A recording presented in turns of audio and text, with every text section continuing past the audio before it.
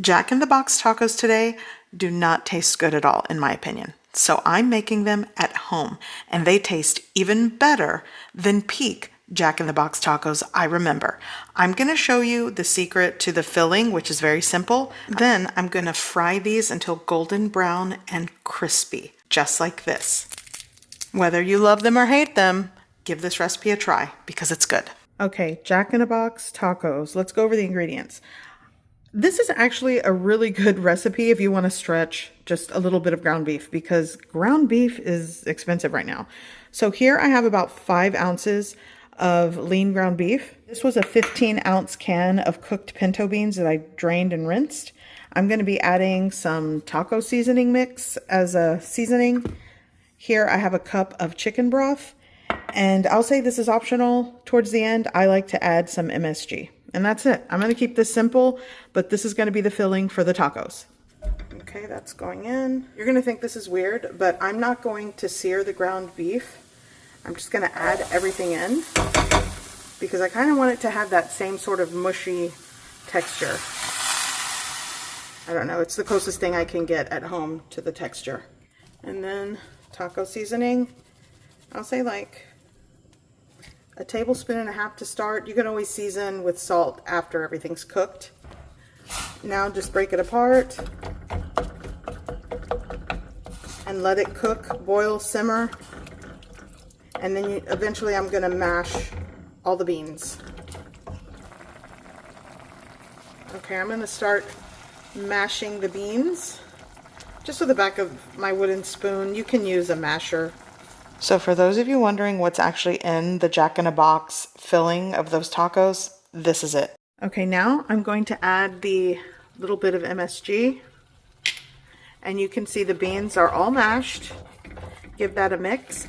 And I'm going to let this gently simmer until all the chicken broth and liquid reduces or evaporates and it is thickened just like this. And see how it's like thickened? So this is ready. Then shut off the heat, let it cool. I'm going to start preheating my cooking oil. Like 1/3 to 1/2 inch of cooking oil works for this. Okay, these are just store-purchased corn tortillas that I just warmed up in the microwave because they're kind of fresh and pliable, so I just warmed them through. I'm just going to take some of this with the back of the spoon. And the lines on these run this direction, and that's the way I'm going to fold it, like that. I'll do it like this, actually.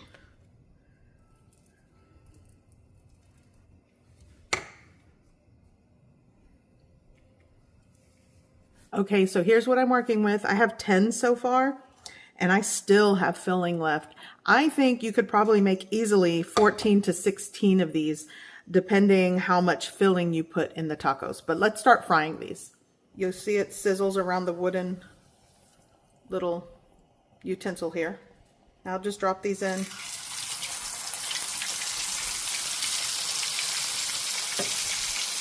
Deep fry until they are golden brown and crispy.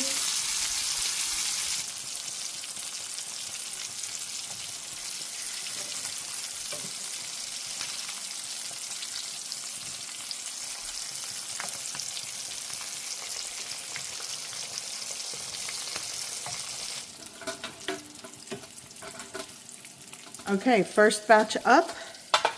For the cheese, I'm just taking a slice of American cheese. You could use cheddar, and then just kind of just break it apart diagonally into like triangle pieces. I'm also gonna add the lettuce and your favorite hot sauce. That's it. Add your slice of cheese like that, and the lettuce. Here I made these little sleeves with parchment paper for the real Jack in a Box experience.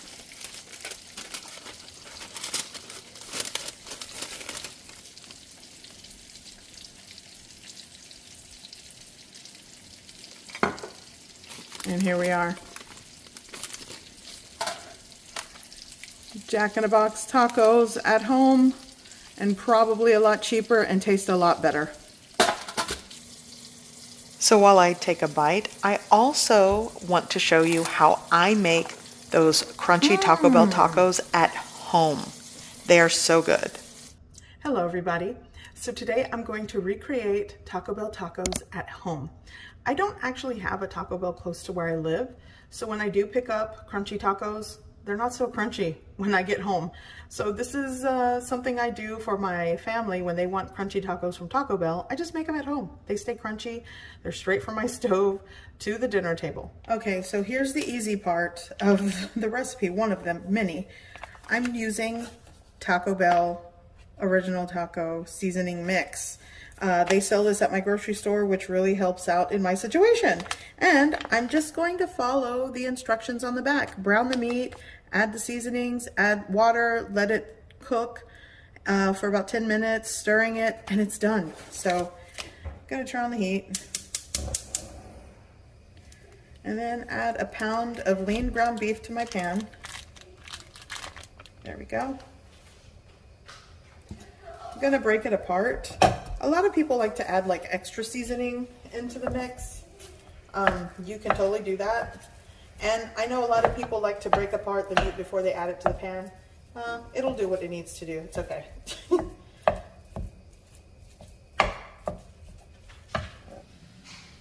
Okay, so I'm gonna preheat the oven. Let's do bake, because I'm gonna toast those taco shells that I purchased from the grocery store. Okay, so this is what I'm going with today. I'm going with the nacho cheese flavored taco shells and just the regular. And these are like the stand-in stuff, which, you know, stay upright. But yeah, this is what I'm gonna go with for the taco shells. Okay, so I have them. I actually like these the best. The Dori Loco style, the Dorito cheesy nacho cheese shells. So I have these on my baking sheets, and I'm going to just cook them to the package instructions, 325 for about, I don't know, 6 to 8 minutes, I believe. And then these will be ready. Back to the ground beef. All right, so now I'm gonna add the taco seasoning. And like I said, if you can't find the specific Taco Bell one, just go with what you got. You can even create your own taco seasoning. I have videos where I just make my own. I also did a Taco Bell Crunch Wrap video once. I'll link that below, so you can check out how I did those. I know the Taco Bell Mexican pizza videos are super popular. I might do that at some point. I know I'm kind of late to that game, but it is what it is. Now I'm going in with my 3/4 cup of water. I'm just going to bring that to a simmer, mix it around, let it cook for another 10 minutes, and then it's done.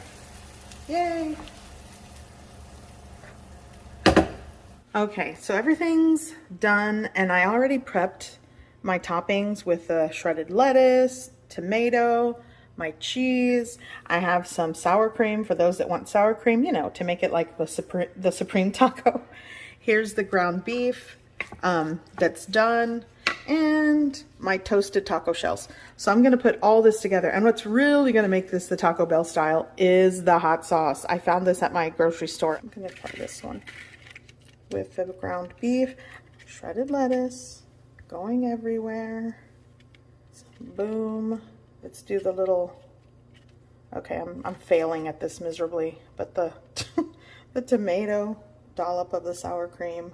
And this is how I make crunchy Taco Bell tacos at home. It tastes way better, and top it with the Taco Bell hot sauce, and it's better than fast food. You made it at home, it's fresh, it's crispy, and you know, like I said, if you like fast food tacos, try these 2 recipes. You won't be disappointed.